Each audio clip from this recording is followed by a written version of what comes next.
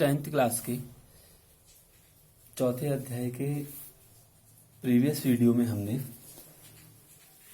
Question number first के 8 खंडों को हल किया था और द्विघात समीकरण के बेसिक फैक्ट्स को जाना था। इस वीडियो में हम क्वेश्चन नंबर 2 के 4 खंडों को हल करेंगे। अभी हमने द्विघात समीकरणों को केवल बनाना है और हल करना हम इसकी आगे की प्रश्नावलियों में सीखेंगे। क्वेश्चन नंबर फर्स्ट, इसमें हमसे कह रहा है निम्न स्थितियों को द्विघात समीकरणों के रूप में निरूपित कीजिए। यानी कि हमने कंडीशन को पढ़ना है और उनको द्विघात समीकरण के रूप में व्यक्त करके लेकर के आना है। पहला क्वेश्चन है हमारा दूसरे के फर्स्ट पार्ट में, एक आयताकार भूखंड का क्षेत्रफल 528 मीटर स्क्वायर है। क्षेत्र की लंबाई मीटरों में चौड़ाई के दुगने से 1 अधिक है। हमें भूखंड की लंबाई और चौड़ाई ज्ञात करनी है। यानी कि इसने हमें लंबाई और चौड़ाई दे रखी है और क्षेत्रफल हमें दिया हुआ है। कंडीशन दे रखी है इसने हमें और हमने उसको द्विघात समीकरण के रूप में व्यक्त करना है।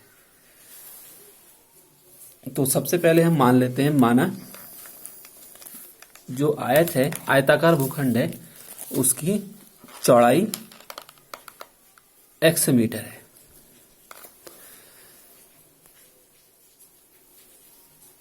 और प्रश्न में इसने हमें दिया हुआ है जो आयताकार भूखंड की लंबाई है वो उसकी चौड़ाई के दुगने से 1 मीटर अधिक है। यानी कि अगर चौड़ाई x मीटर है तो जो लंबाई होगी वो चौड़ाई के दुगने यानी कि 2 गुणा x और 1 इसमें हमने जोड़ देना है। तो लंबाई प्रश्न अनुसार 2x + 1 मीटर हो जाएगी। और आयताकार भूखंड का क्षेत्रफल इसने हमें दिया है 528 मीटर स्क्वायर। हम जानते हैं आयत का क्षेत्रफल होता है लंबाई गुणा चौड़ाई बराबर 528 मीटर स्क्वायर। लंबाई है 2x + 1 और चौड़ाई है इसकी x मीटर। दोनों की आपस में गुणा करेंगे, कोष्टक को खोलेंगे तो 2x × x करेंगे 2x स्क्वायर, 1 की गुणा x से करेंगे तो x और पक्षांतर करके 528 को हम बाएं साइड ले आएंगे और राइट हैंड साइड में बचेगा हमारा 0। अतः अभिष्ट द्विघात समीकरण 2x² + x - 528 बराबर 0 हो जाएगी। अभी हमने केवल इसको द्विघात समीकरणों के रूप में निरूपित करके छोड़ देना है। हल करना हम इसकी आगे की प्रश्नावलियों दूसरी, तीसरी और चौथी में सीखेंगे। दूसरा पार्ट है इसी क्वेश्चन का, दूसरे क्वेश्चन का दूसरा पार्ट हमसे कह रहा है 2 क्रमागत धनात्मक पूर्णांकों का गुणनफल 306 है। हमें पूर्णांकों को ज्ञात करना है। यानी कि जो पूर्णांक है हमारे वो क्रमागत है।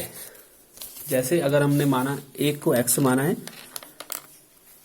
पहले धनात्मक पूर्णांक को, और दूसरा हमारा हो जाएगा x + 1 जो कि क्रमागत है। अगर एक मान लीजिए 10 है तो दूसरा 10 + 1, चूंकि हमने x माना है तो x में 1 जोड़ने पे हमें अगला क्रमागत धन पूर्णांक प्राप्त हो जाएगा। प्रश्न अनुसार इसने हमें क्रमागत गुणांक जो धनात्मक पूर्णांक है उनका गुणनफल 306 दिया हुआ है। यानी कि बराबर 306 हो गया और हमारे पास है x है और एक x + 1 है। यानी कि x गुणा x + 1 बराबर 306। अंदर गुणा करेंगे इसकी x² x × x हो जाएगा, x × 1 करेंगे x आएगा और पक्षांतर करेंगे तो -306 बराबर 0।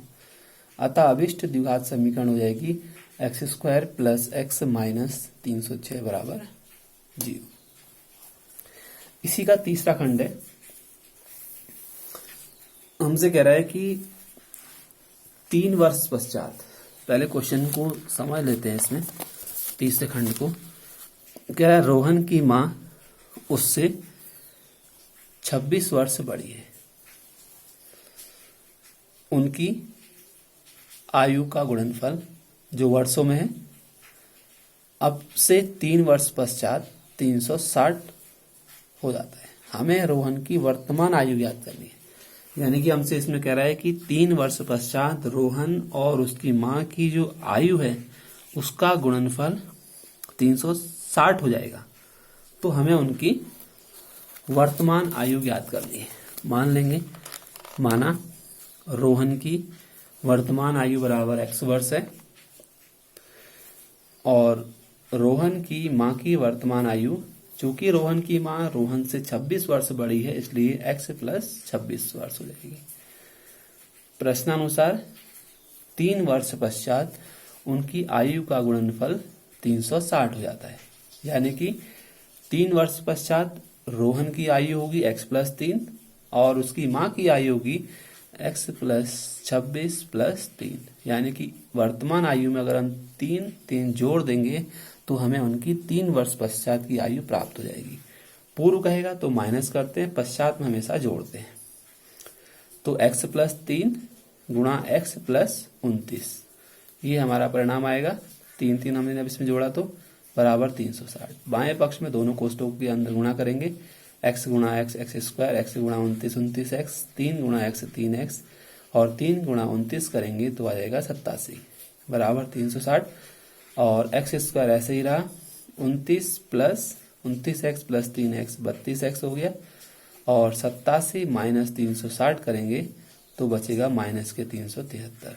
क्योंकि 360 बाईं तरफ आएगा तो माइनस का हो जाएगा और 87 माइनस 360 माइनस के 273 बराबर 0। अतः अभिष्ट द्विघात समीकरण हमें प्राप्त हो जाएगी x square plus 32x minus 273 बराबर 0। इसी का चौथा खंड है। हमसे कह रहा है एक रेलगाड़ी 480 किलोमीटर की दूरी समान चाल से तय करती है।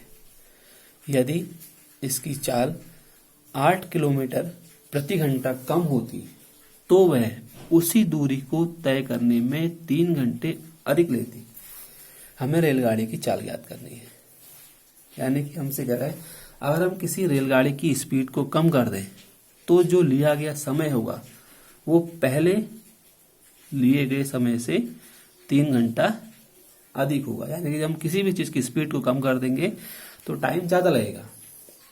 तो मान लेंगे, माना रेलगाड़ी की चाल x किलोमीटर पर आवर है और नेक्स्ट लाइन से x किलोमीटर पर आवर की जो स्पीड है, चाल है, उससे 480 किलोमीटर दूरी तय करने में जो समय लगेगा वो लगेगा 480 बट्टे x। क्योंकि हम जानते हैं समय बराबर होता है दूरी बट्टे चाल। तो जो समय लगा हमारा वो प्राप्त हो जाएगा।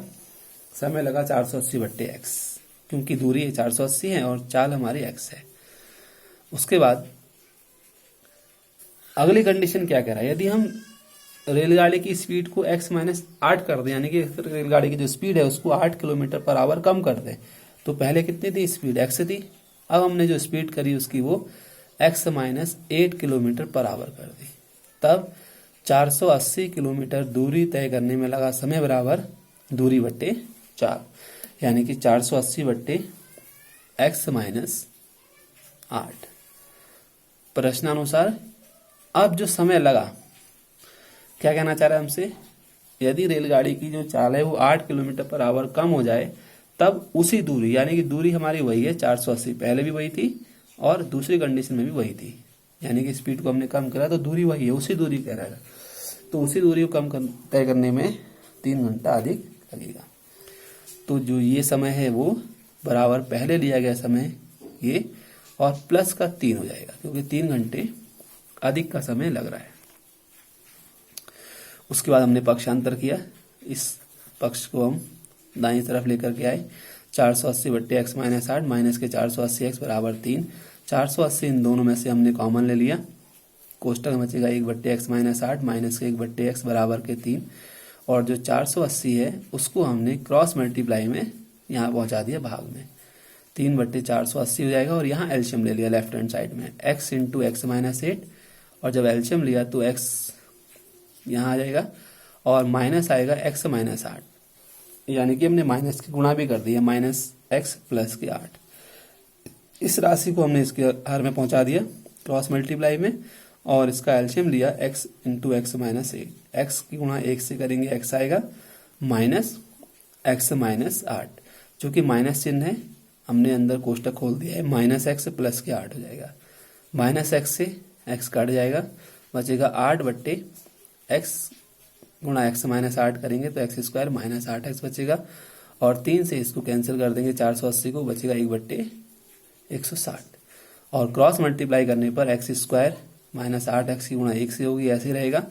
और 160 की गुणा 8 से करेंगे तो 1280 आ जाएगा। इस प्रकार से जो हमारी द्विघात समीकरण आएगी वो आ जाएगी एक्स स्क्वायर माइनस के 8x माइनस के 1280। इस प्रकार से हमारे दूसरे प्रश्न के ये चारों खंड हल हो गए। अभी हमने केवल द्विघात समीकरण बना करके इनको छोड़ दिया है। आगे की प्रश्नावली में हम द्विघात समीकरणों को हल करने की अलग अलग विधियां हैं उनका अध्ययन